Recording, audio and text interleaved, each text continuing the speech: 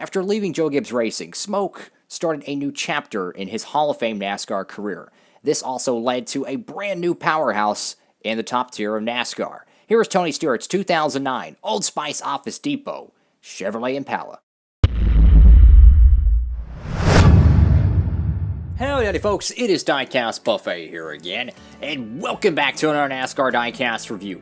Today's car is a 2009 Old Spice Office Depot Chevrolet Impala driven by Tony Stewart, his first year for Stewart-Haas Racing.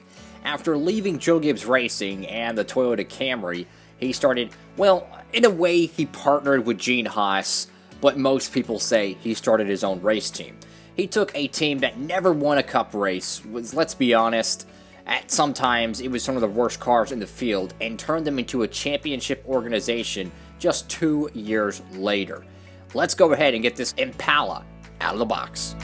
Here she is, folks, brand new out of the package, and I can already see a little bit of a defect with this. Now, this is Tony Stewart's alternate paint scheme from 2009, the first year for Stewart-Haas Racing. Originally, before that, it was Haas CNC or whatever.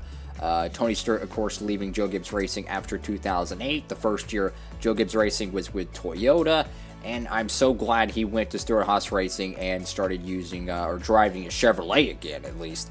Now, this one was mint in the package, but there are some issues. So you can kind of see right here on the left front fender, you can just see kind of like, honestly, it looks like a paint spot.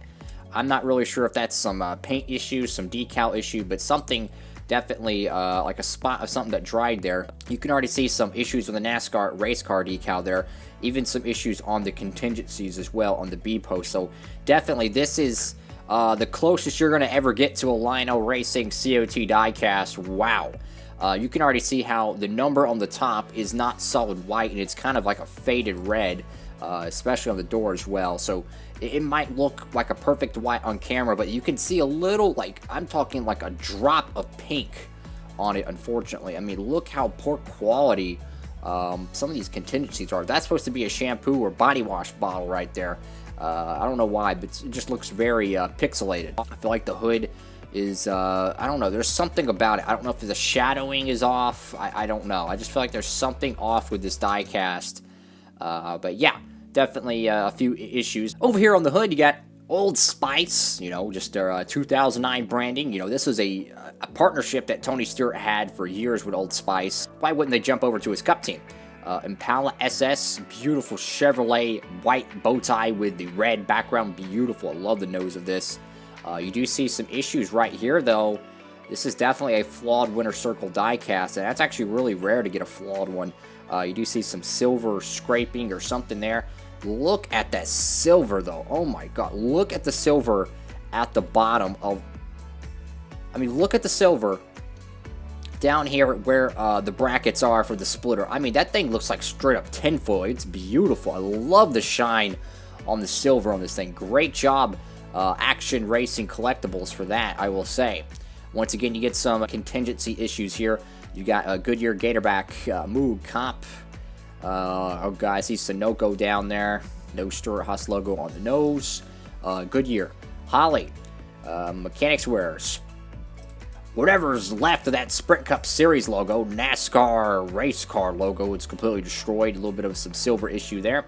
DirecTV, USG, 3M, Dow Chemical, Camel, Autometer, EA Sports, Mac Tools, Jegs, Jezel, Denso, Stant, and K&N.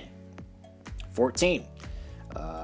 I think that's Coca-Cola, Burger King, U.S. Army, Bass Pro Shops, and I think it says Haas Smoke, which was Tony Stewart's nickname. Old Spice, Office Depot, nothing on the quarter panel, no goofy ethanol logo. I mean, look at that red paint, though. Holy Jesus, that is beautiful. Look at that shiny red paint right there. See above the F on the Office, you can kind of see some like red specks. That looks like car paint. That actually looks like legit automotive paint. That is beautiful. Love that. And of course, you got the thing of body wash here, the Old Spice body wash. Over here on the tail end, you see more of that beautiful, almost like a metal flake automotive finish paintwork on this Impala. You got Old Spice, kind of a goofy looking left tail light. Love that white bow tie, looks good. You got the 14 over here on the right tail light. Office Depot, decals a little bit crooked over here on the depot part. Contingencies, yeah, that was the Haas logo at the bottom, so the contingencies on this side definitely look a lot better. You do see some background effects that are a little off-centered with the Mac tools and the EA Sports, so yeah, there is some issues with this diecast, but let me tell you, man, this is back when they probably made 10,000 of these things back in 2009. Considering this was, you know, Tony Stewart's first year. You can see something getting scraped off there. Looks like the flame on the Tony Stewart smoke name rail, the decal, is actually scraping off, unfortunately. Then over here on the roof, you got the Tony Stewart 14. What the heck is that over the roof? Looks like some decal. Yep. Looks like a decal bubble or something that's scraping off, which is on the 14, unfortunately. And a spot or a black dot of paint, something like that, on the 1 on the 14. Love that white, red trim, and then a blue background on it. Looks very sharp. I love the font. I gotta admit, man, 14 easily is my favorite number. I don't know why. It's just, if I ever had a race car and I could pick any number, no question, it would be the number 14. Then over here on the deck lid, you got Office Depot. Nothing on the winglets. And since this is a winter circle car, you do get the schedule. This is the 2009 schedule. I mean, this is a very interesting schedule because this is back when they raced 2 races in Fontana. Right here, October 11th, 2009, they raced Fontana. And then back in, oh my god, back in February, they raced Fontana. Jesus.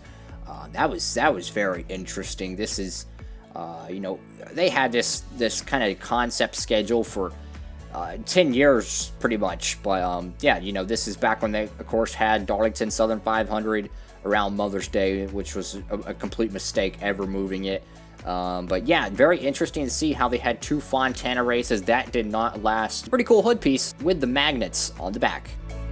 All in all, folks, this is a diecast I absolutely recommend. It is not really a rare diecast. I mean, if you see it, it's going to be very affordable.